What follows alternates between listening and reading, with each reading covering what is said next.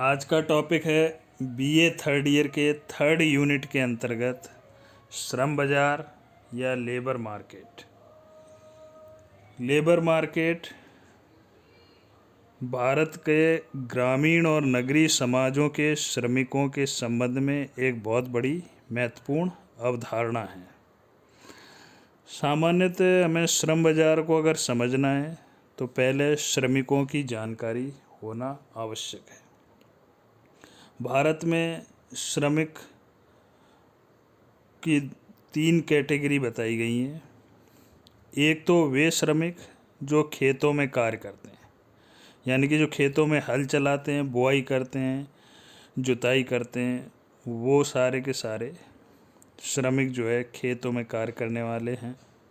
दूसरे हैं साधारण श्रमिक जो सिर्फ मिट्टी खोदने का कार्य या गड्ढा या बाड़ बनाने का कार्य या मिट्टी साफ करने का कार्य करते हैं।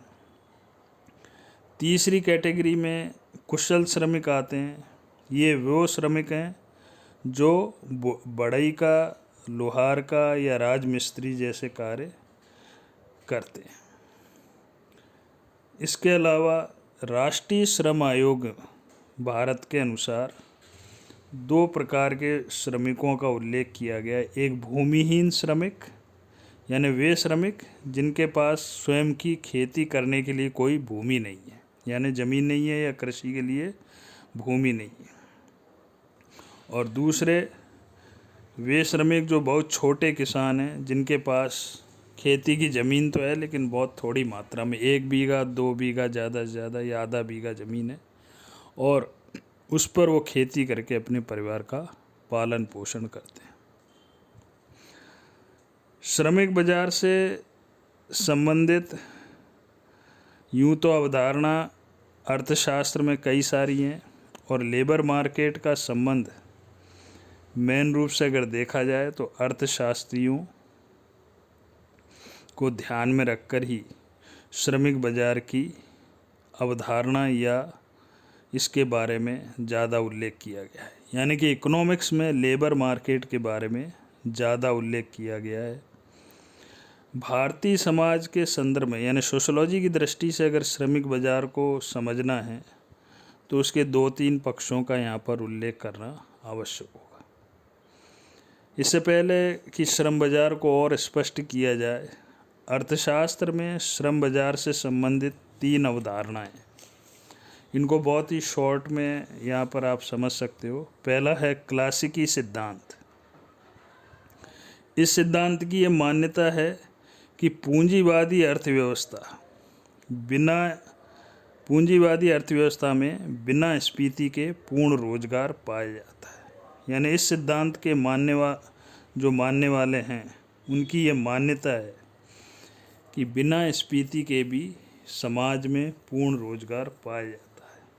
यानी श्रम और वस्तु बाजार में प्रतियोगिता पूर्ण रूप से पाई जाती है, यानी कि मुद्रा मजदूरी और वास्तविक मजदूरी का सीधा और समानुपातिक संबंध होता है।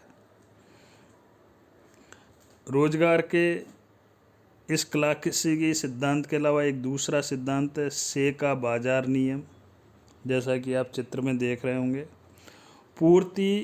इसके अनुसार पूर्ति स्वयं अपनी मांग पैदा कर लेती है।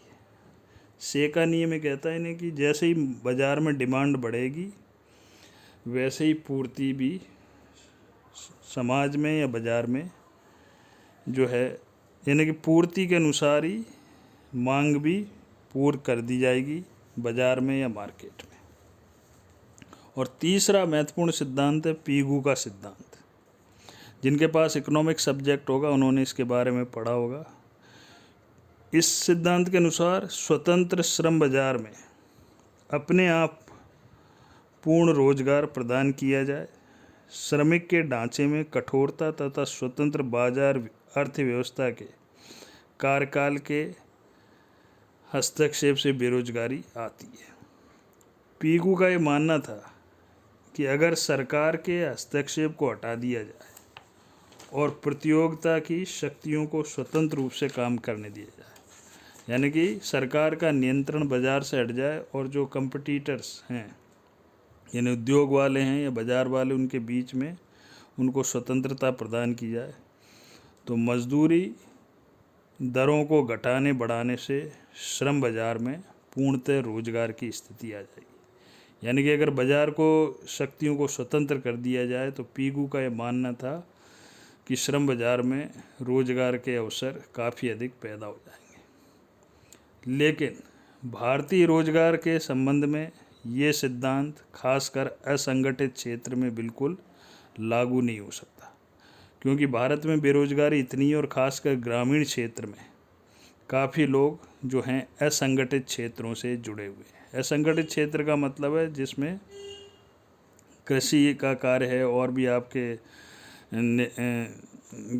अभी बताया था गड्ढा खोदने का कार्य है, मिट्टी साफ करने का कार्य है, खेत की बाड़ बनाने का कार्य है, ये सारे के सारे उसके अंतर्गत आएंगे जो असंगठित क्षेत्रों से जुड़े हुए हैं। इस दृष्टि से ये सिद्धांत जो हैं ऊपर वाले तीनों अर्थशास्त्रीय सिद्धांत व्यवहारिक रूप से खासकर भारत में इन सिद्धांतों के आधार पर खासकर लेबर मार्केट का मूल्यांकन करना बहुत अधिक सही नहीं है। भारत में अगर लेबर मार्केट को समझना है तो उसके लिए श्रमिक बाजार के अध्ययन से संबंधित सीमाओं का अध्ययन करना पड़ेगा। पहला है श्रमिक बाजार के अध्ययन से संबंधित सीमाएं, यानी कि श्रमिक बाजार से रिलेटेड क्या क्या लिमिटेशन है। भारत के खासकर ग्रामीण और नगरीय समाजों में श्रमिकों की मांग और पूर्ति का अनुमान लगाना अत्यंत कठिन है। खासकर भारत में गांवों में और नगरों दोनों ही क्षेत्रों में बड़े स्तर पर काफ़ी ज़्यादा बेरोजगारी विद्यमान है और इस आधार पर या इन क्षेत्रों में बेरोजगारी की गणना का एकदम अनुमान नहीं लगाया सकता है या उसकी गणना नहीं की जा सकती। और उसके निम्न लिमिटेशन है यानी सीमाएं हैं। पहला है कि ग्रामीण कृषि क्षेत्र में कार्यरत श्रमिकों की संख्या ज्ञात करना संभव नहीं है। यानी कि गांव में जो कृषि कार्य में लगे हुए हैं, कितने लोग कृषि के कार्य में लगे हुए हैं, इसको ज्ञात करना बिल्कुल संभव नहीं है, जो कि श्रम विभाजन वो श्रम बाजार की अध्ययन की एक प्रमुख सीमा है। इसी प्रकार दूसरा है कि भारत का अधिकांश यानी 70% जनसंख्या गाँव में निवास करती है और गांव से रिलेटेड जनसंख्या कृषि या मजदूरी कार्यों में जुड़ी हुई है या उससे अपने रोजगार के अवसर या रोजगार पैदा कर रही है। तो कृषि की भिन्नता के कारण भी ये ज्ञात करना कठिन हो जाता है कि कितने लोग कृषि कार्य कर रहे हैं और किस प्रकार के श्रमिक लोग उसमें कार्य कर रहे हैं, कुशल श्रमिक कार्य कर रहे हैं या अकुशल श्रमिक। तीसरा एक और श्रम बाजार के अध्ययन की सीमा है कि ग्रामीण क्षेत्रों में खासकर कृषि क्षेत्र में जो लोग लगे हुए हैं उसमें देखा गया कि परिवार के सभी सदस्य जो है कृषि कार्यों में हाथ बटाते हैं, चाहे वो पुरुष हो या महिला हो या बच्चे हो। जबकि श्रमिक की जो परिभाषा है उसके अनुसार 15 से 64 वर्ष की आयु के बच्चों को ही श्रमिक में गिना जाता है।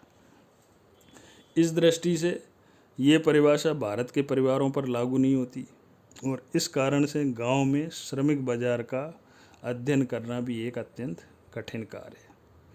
नेक्स्ट है भारत में जो कृषि है वो खासकर मौसम पे डिपेंड रहती है, यानी कि अगर वर्षा अच्छी होगी तो खेती अच्छी होती है या मौसम अच्छा होगा तो खेती अच्छी होगी।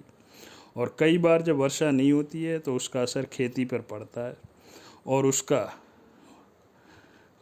जो नुकसान है श्रमिकों को उठाना पड़ता है। अगर सूखा पड़ गया तो निश्चित रूप से कई श्रमिकों को रोज़गार नहीं मिलता है और यह बारिश अधिक हो गई तो भी फसल नुकसान के समय बहुत से श्रमिकों को जो है खेतों में कार्य नहीं मिलता है, जिसके कारण वे शहरों की ओर पलायन करते हैं।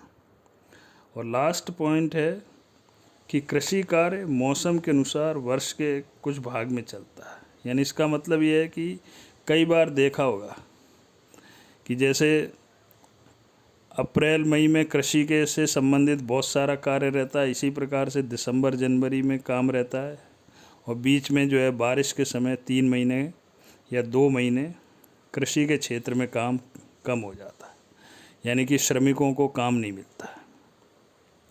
इसी प्रकार से जनवरी के बाद यानी 2 महीने फिर खासकर मार्च अप्रैल या उसके बाद फिर 2 महीने के लिए काम रुक जाता है। तो कहने का ये मतलब है कि बहुत सी बार श्रमिकों को यानी कि पूरे साल श्रमिक या खेती से संबंधित जो श्रम का कार्य नहीं मिलता, उसके कारण भी उनको जो है रोज़गार नहीं मिलता है और बेरोज़गार रहते हैं।